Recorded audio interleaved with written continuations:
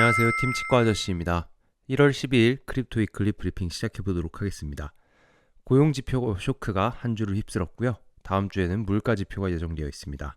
지난 주 중에 미드위크에서 매크로 이슈로 양방향이 크게 열려버린 한 주라는 제목으로 고용지표의 상회가 어떻게 코인 시장의 하락으로 연결되는지에 대해 다뤄드렸고요. 추가적인 매크로 이슈의 발표 이전에 리스크 관리의 중요성을 언급드렸습니다. 지난주에 고용지표 총 3개, 졸트, ADP 고용보고서 중 2개의 지표가 고용 강세를 보이면서 시장은 큰 혼란에 빠져들었고요. 하지만 고용 강세에 시장이 요동친 이유도 결국은 물가 상승 가능성 때문이고요. 이번 주에는 물가 지표가 예정되어 있기 때문에 보다 더 강한 변동성이 찾아올 수 있는 한 주입니다. 다소 지루하고 불안한 장세가 지속되겠지만 연초 올해 금리의 향방을 결정짓는 중요한 시기라고 볼 수 있기 때문에 힘들더라도 참아내야 하는 시기에 해당하겠습니다. 비트코인 물가지표에 주목하여 조심스러운 투자를 해야 되겠고요. 다음 주에 화요일 생산자 물가지수를 기점으로 소비자 물가지수 역시도 발표될 예정입니다. 다행인 것은 컨센서스가 이전치에 비해 둔화된 양상을 보이고 있다는 것이고요. 국제 원유의 가격 흐름 역시 12월이 안정적이었고요. 1월은 약간의 상승을 보인 게 있지만 전반적으로 물가지표는 숨고르기를 하거나 물가 상승이 둔화된 모습을 보일 거라 예측하고 있습니다. 하지만 지난 고용지표가 그러했듯 매크로지표는 뚜껑을 열기 전엔 아무도 알 수 없고요. 반드시 1번 비중 조절, 2번 분할 수익 실현, 3번 리스크 관리, 4번 현금 구매력 보존, 이 4가지에 신경 쓰는 투자를 해야 할 시기입니다. 매크로 일정과 이슈에 관한 더 자세한 내용은 매크로 위클리에서 다루었습니다. 비트코인은 현재 95K의 저항에 부딪히고 있고요. 매크로 이슈에서 강한 조정이 나타났습니다. 하지만 매크로 이슈는 추가적으로 더 남아있고요. 현물 선물 CVD 완전히 하락 반전 보였고요. 미결제 확정은 완만한 하락세를 보이고 있는데요. 이는 시장이 관망세를 보이고 있다고 해석할 수 있습니다. 조정 과정에서 롱숏 계좌비는 상승했는데 펀딩비 과열 나타나지 않은 걸로 봐서는 개미들의 롱이 많다고 추측할 수 있겠고요. 청사는 롱 포지션에 다소 치우친 모습을 보였습니다. 이번 조정 과정은 전형적인 매크로 이슈에 의한 반등 없는 흘러내리는 조정이었고요. 다행인 것은 주요 지지 구간으로 계속해서 보고 있었던 91에서 92K 구간을 어느 정도 지켜주는 조정이었다는 점입니다. 청산 히트맵상에서는 93에서 96K 단기 구간 관찰되고요. 99K 강한 히트맵 관찰됩니다. 위 구간들은 가격이 쉽게 이끌릴 수 있는 구간에 해당하지만 또 강한 지지 저항이 나타날 수 있는 구간에도 해당하겠습니다. 킹피셔 청산맵에서는 현재 몇 시간 사이에 고배율 롱매물 다 밀어버린 모습이 보였고요. 다음번에는 고배율 숏매물을 밀러갈 수도 있겠죠. 전반적으로 큰 흐름은 매크로 이슈의 발표 전후로 나타날 가능성이 높겠습니다.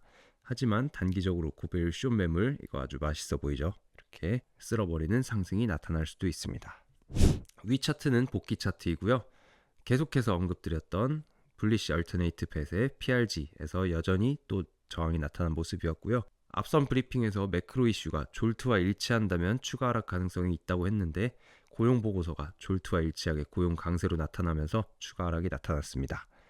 기존 강세 하모닉 패턴은 TP1 그리고 TP2를 모두 달성하고 다시 하락이 나타남에 따라서 신뢰도가 떨어진다고 판단하였고요.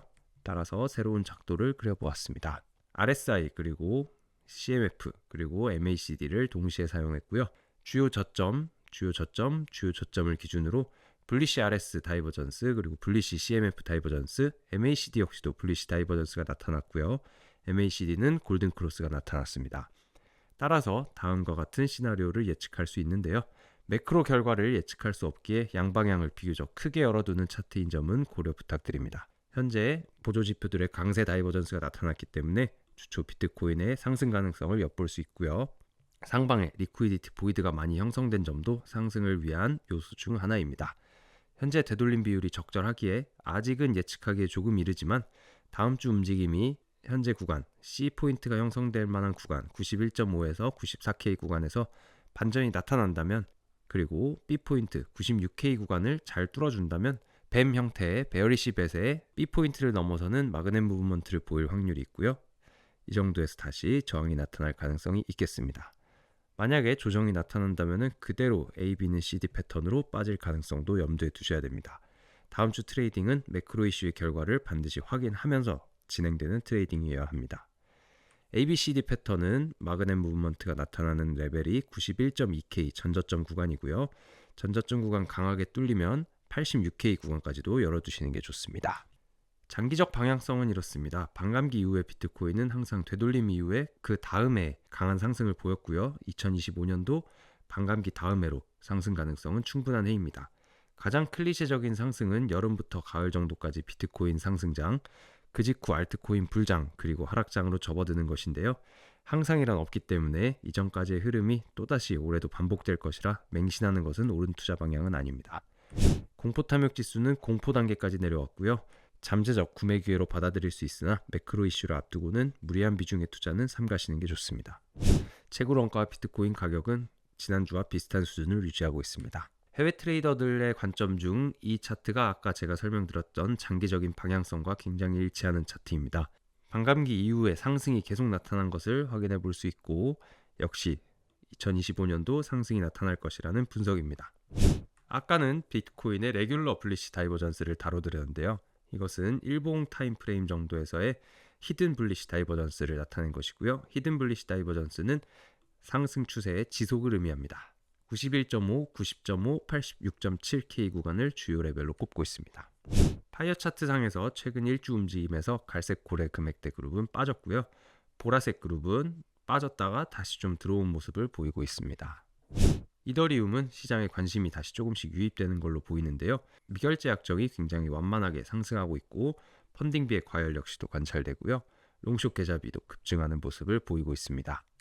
데이터상에서 뭔가 이더리움이 시장에 관심을 받고 있는 듯한 데이터가 느껴졌는데요. 파이어 차트에서 보니 그 이유를 알 수 있었습니다. 이번 한 주 이더리움의 갈색 고래 금액대 그룹의 매수 거래량이 강하게 들어온 모습을 볼 수 있습니다. 토탈은 1, 2, 3가 모두 강세 페넌트 형태를 띠고 있고요. 따라서 큰 상승을 노려볼 수 있는 차트에 해당합니다. 다만 시간은 조금 더 걸릴 수 있겠네요. 현재 대부분 차트들이 하단 추세선의 지지를 받고 있는 모습입니다. 상단 추세선을 뚫어주는 것이 먼저고요. 그리고 기대의 끝을 또 뚫어주는 것이 다음이겠습니다. 도미넌스의 경우는 테더 도미넌스가 굉장히 반등하고 있기 때문에 다음 주 투자는 현금 비중을 늘리는 것이 권장되고요. 비트코인은 저점을 올려나가고 있으나 움직임이 크진 않고 아더 도미넌스는 상승 채널을 유지하고 있으나 현재는 하단에 위치해 있는 모습입니다. 테더 도미넌스의 경우는 주말 저녁간 반등이 나타나고 있고 전반적으로 대칭 삼각 수렴 형태를 보이고 있고요. 지난 한 주 변동성이 심했던 만큼 다음 주 역시도 강한 변동성이 예상되기 때문에 주초 변동성 발생에 유의하시고요. 현금 비중을 높여두는 것이 권장드립니다. 다음 주 투자 방향 요약해 두었고요. 매크로 이슈로 인해 비트코인이 양방향 크게 열려있는 상태로 판단되기 때문에 지루하더라도 매매를 다소 줄이는 한 주를 보내는 것이 나을 것이라 생각합니다. 그럼 다음 주 투자도 화이팅입니다. 감사합니다.